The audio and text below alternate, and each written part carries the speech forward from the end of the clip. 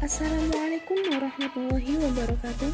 Kami dari kelompok 8 akan mempresentasikan tentang paragraf keilmuan yang beranggotakan Dini Rosyadah Hinsa Zahwa, Lilis Haryanti, dan Angelina Maulani Octavia.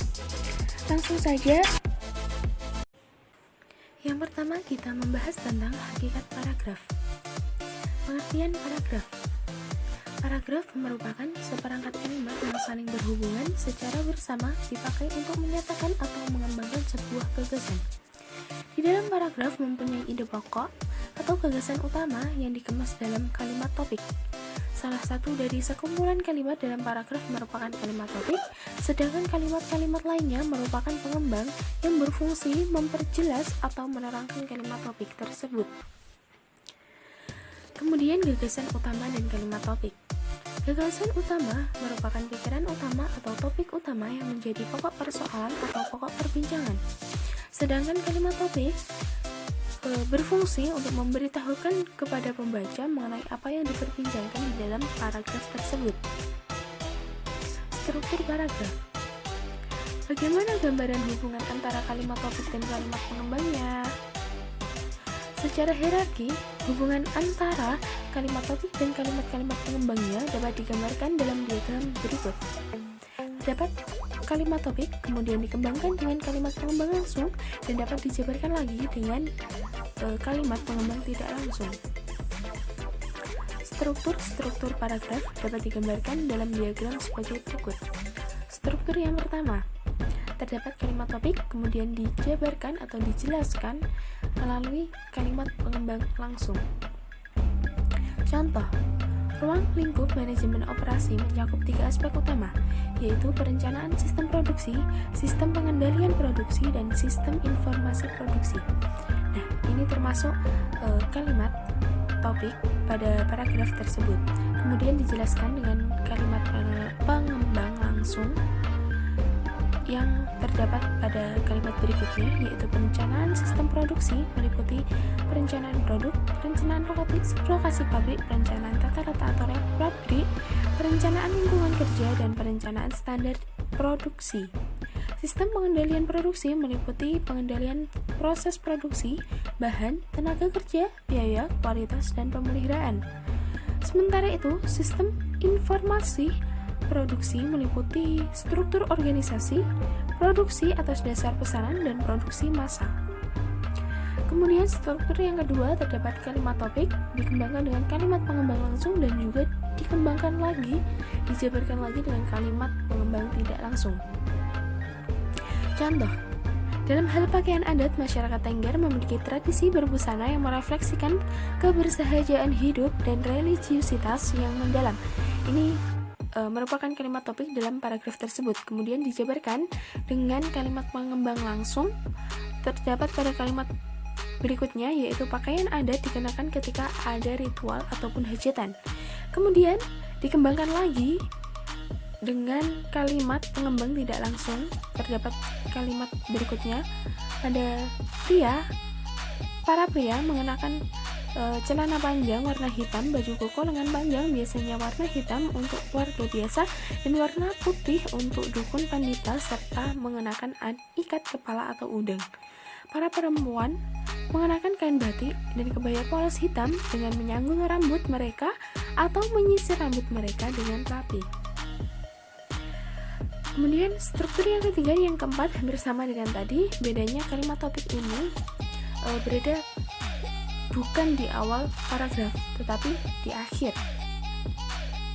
Contoh struktur yang ketiga dan yang keempat, yaitu dari segi dampaknya, bahwa pemakaian dinamit untuk menangkap ikan mengakibatkan kerusakan yang sangat fatal.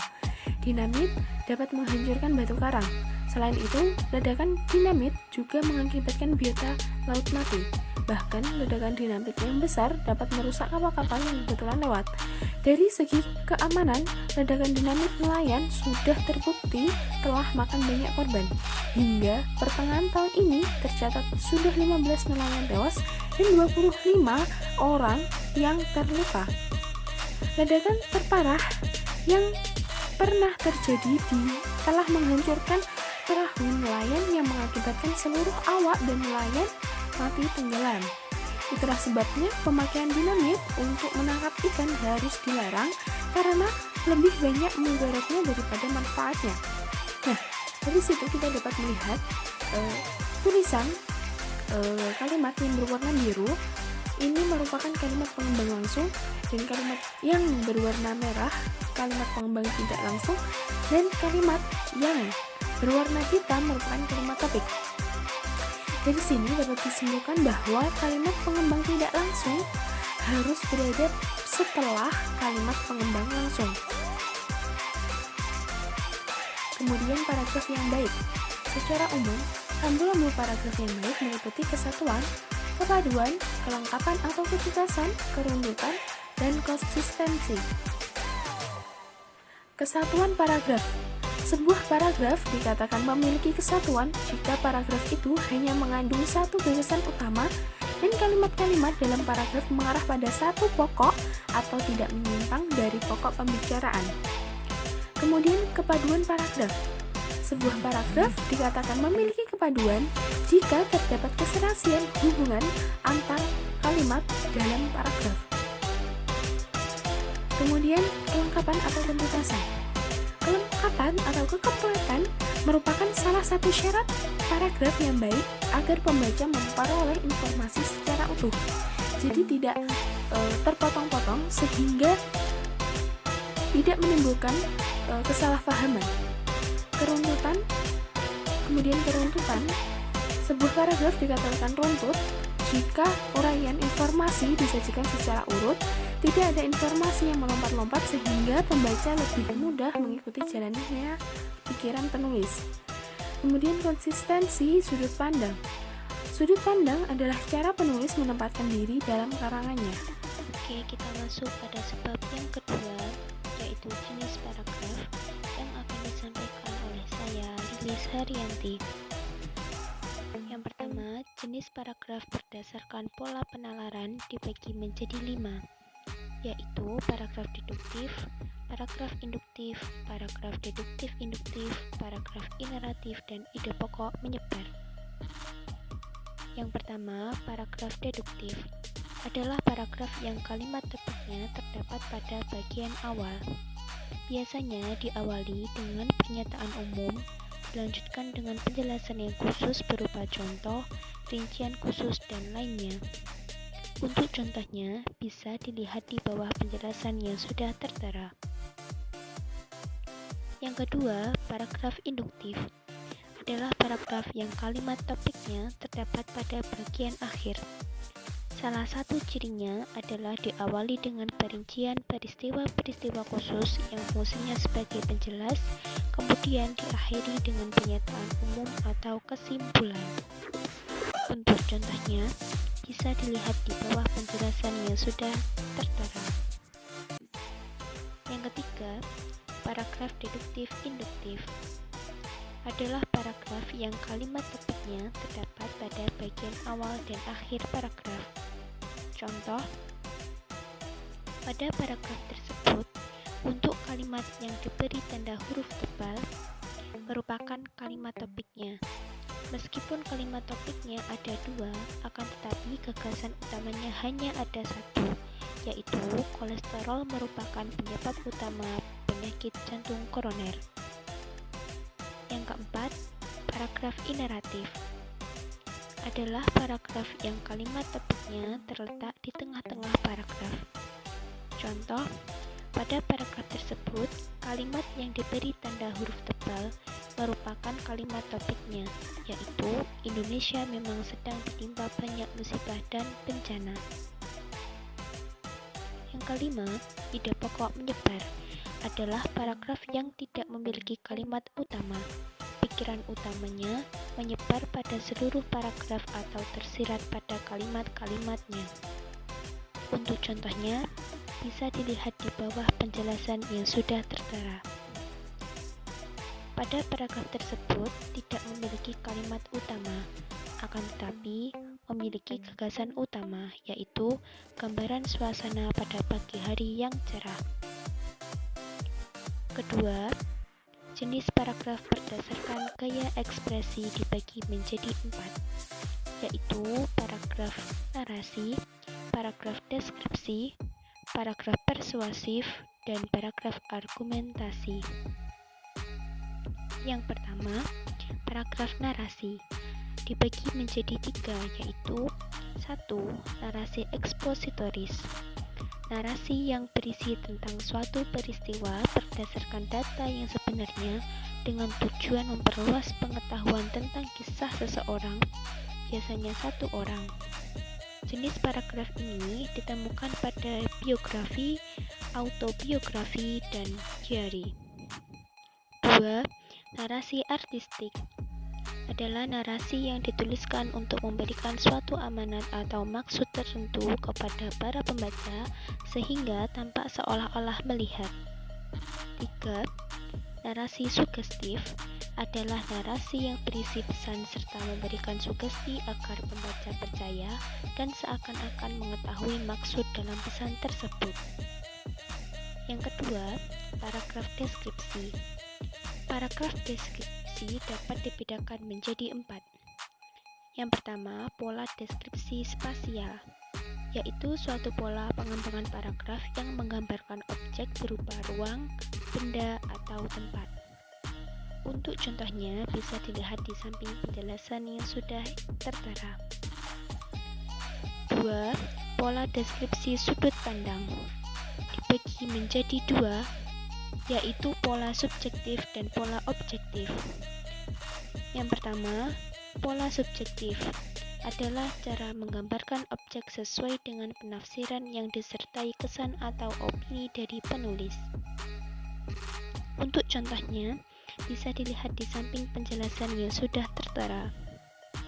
Pada kalimat yang diberi tanda huruf tebal, merupakan opini dari penulis tentang Pantai Wedi Ombo.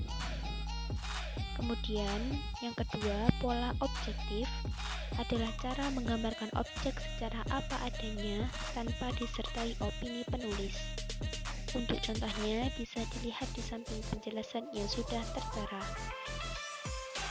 Yang ketiga, pola deskripsi pengamatan adalah suatu pola paragraf yang dikembangkan dengan melakukan pengamatan terhadap objek yang akan dideskripsikan. Untuk contohnya, bisa dilihat di samping penjelasan yang sudah tertera. Yang keempat, yaitu pola deskripsi fokus. Adalah suatu pola paragraf yang dikembangkan dengan menonjolkan suatu bagian objek yang dideskripsikan. Untuk contohnya, bisa dilihat di samping penjelasan yang sudah tertera.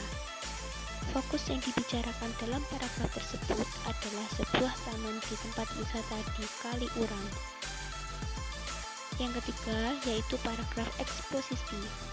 Adalah paragraf yang bertujuan untuk menginformasikan sesuatu sehingga memperluas pengetahuan pembaca.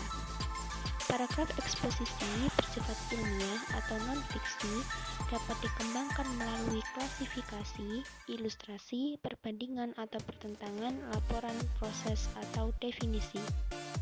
Untuk contohnya bisa dilihat di samping penjelasan yang sudah tertera.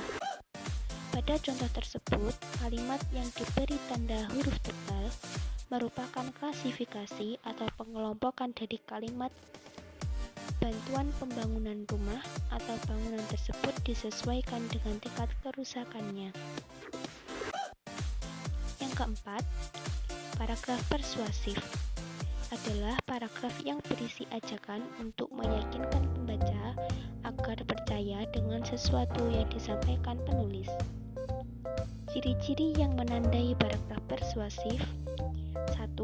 Menggunakan kata-kata penghubung seperti jika, sebab, karena, dengan demikian, akibatnya, dan oleh karena itu. 2. Menggunakan ungkapan persuasif seperti mari, ayo, dan sayangilah. Untuk contohnya, bisa dilihat di bawah penjelasan yang sudah tertera.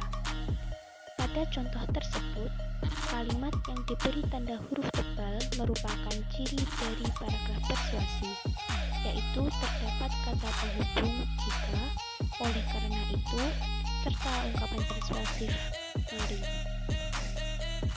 Kemudian yang kelima, paragraf argumentasi adalah paragraf yang bertujuan membuktikan pendapat penulis agar pembaca menerima pendapatnya. Paragraf argumentasi dapat dikembangkan dengan pola sebab akibat dan pola akibat sebab. Untuk contohnya dapat dilihat di bawah penjelasan yang sudah tertera. Kemudian yang terakhir yaitu jenis paragraf berdasarkan urutan dapat dibagi menjadi 3, yaitu 1. Paragraf pembuka, yaitu paragraf yang berfungsi sebagai pembuka suatu karangan untuk sampai pada permasalahan yang dibicarakan. 2. Paragraf isi adalah paragraf yang merupakan inti dari sebuah karangan yang terletak di antara paragraf pembuka dan paragraf penutup. 3. Paragraf penutup adalah paragraf yang merupakan kesimpulan dari pokok-pokok pikiran yang terdapat dalam paragraf isi.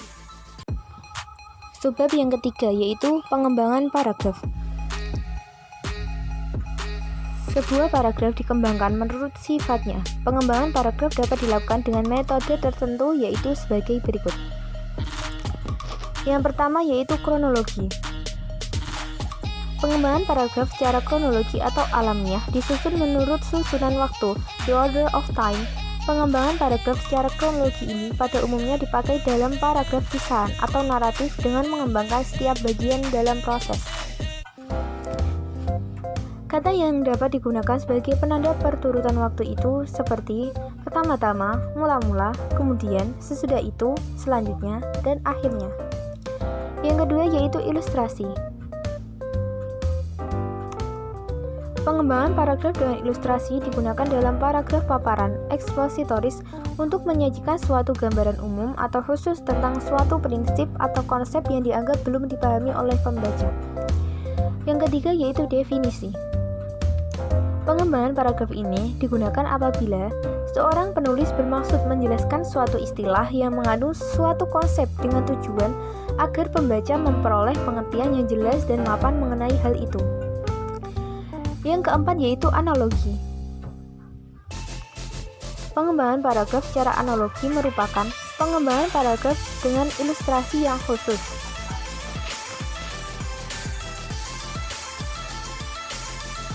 Contoh, alam semesta berjalan dengan sangat teratur, seperti halnya mesin. Yang kelima yaitu perbandingan dan pengontrasan, merupakan suatu cara yang digunakan pengarang untuk menunjukkan kesamaan atau perbedaan antara dua orang, objek, atau gagasan dengan bertolak dari segi-segi tertentu. Perbandingan ditandai dengan kata-kata seperti serupa dengan, seperti halnya, demikian juga, sama dengan, sejalan dengan, dan sementara itu. Pengontrasan ditandai dengan kata-kata yang mengandung makna pertentangan seperti akan tetapi, berbeda dengan, bertentangan dengan, lain halnya dengan, dan bertolak belakang dari. Yang ketujuh yaitu sebab akibat.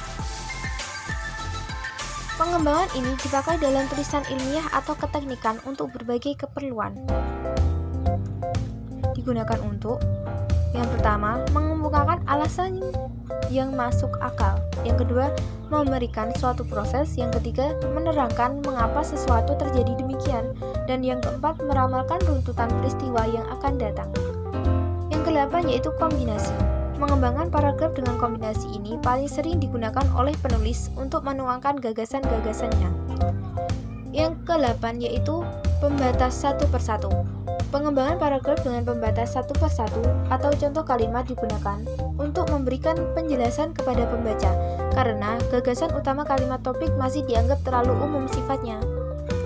Yang ke-9 yaitu repetisi. Pengembangan paragraf dengan pengulangan sering digunakan untuk mengingatkan kembali pada pokok gagasan yang menguatkan pokok bahasannya. Selanjutnya penalaran. Penalaran induktif. Penalaran induktif adalah suatu proses penalaran untuk menarik simpulan berupa prinsip atau sikap yang berlaku umum berdasarkan fakta, asumsi, atau andaian yang bersifat khusus. Pengambilan simpulan terbagi menjadi 3. Yang pertama analogi, yang kedua generalisasi, dan yang ketiga hubungan kausal atau sebab akibat. Yang pertama, penalaran induktif analogi merupakan proses penyimpulan berdasarkan kesamaan data atau fakta. Contoh, dalam riset medis, para peneliti mengamati berbagai efek dari berbagai macam bahan melalui eksperimen binatang seperti tikus dan kera yang dalam beberapa hal memiliki kesamaan karakter anatomis dengan manusia. Dari kajian itu akan ditarik simpulan bahwa efek bahan-bahan uji coba yang ditemukan pada binatang juga akan terjadi pada manusia. Yang kedua, penalaran induktif generalisasi. Generalisasi merupakan suatu proses penalaran yang bertolak dari sejumlah gejala atau peristiwa yang serupa untuk menarik simpulan mengenai suatu atau sebagian dari gejala atau peristiwa itu. Contoh, pemerintah telah menjadikan Pulau Komodo sebagai habitat pelestarian komodo. Di ujung kulon, Banten, pemerintah membuat cagar alam untuk pelestarian badak bersua 1. Selain itu, sejumlah undang-undang dibuat untuk melindungi hewan langka dari incaran pemburu. Banyak cara yang telah dilakukan pemerintah untuk melestarikan hewan-hewan langka. Yang ketiga, penalaran induktif hubungan sebab akibat atau kausal. Hubungan kausal merupakan bentuk penalaran yang diperoleh dari gejala atau peristiwa yang saling berhubungan. Misalnya, antara hujan turun dan jalan becek, atau antara seseorang yang menderita penyakit kanker dan meninggal dunia. Keduanya memiliki hubungan sebab akibat.